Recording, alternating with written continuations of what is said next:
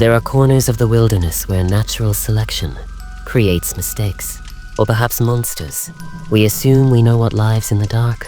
We assume that if we hear a twig snap, it's a deer or a bear.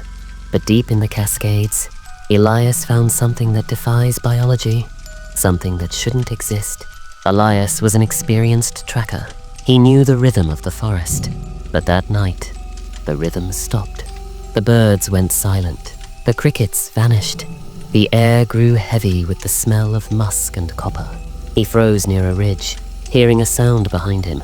It wasn't the heavy thud of a bear, and it wasn't the rhythmic trot of a wolf. It was a skittering sound. Too rapid, too complex. Tap, tap, tap, tap, tap, tap. 6 points of contact hitting the dead leaves. Elias shone his light into the brush. 2 golden eyes reflected the beam.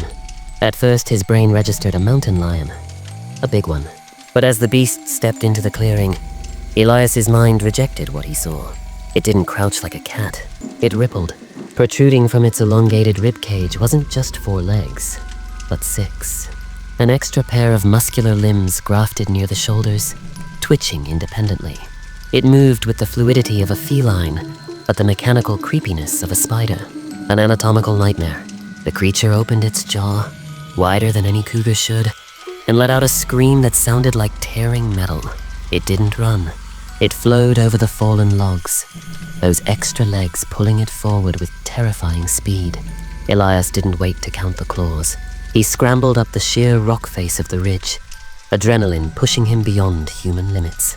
Below him, the 6-legged abomination clawed at the stone, unable to follow the vertical climb, watching him with a hunger that felt ancient. Elias made it out of the woods that night, but he never went back. He says nature has a way of correcting its glitches, but sometimes the glitches get hungry. If you enjoyed this glimpse into the unknown, hit that like button and subscribe before the lights go out.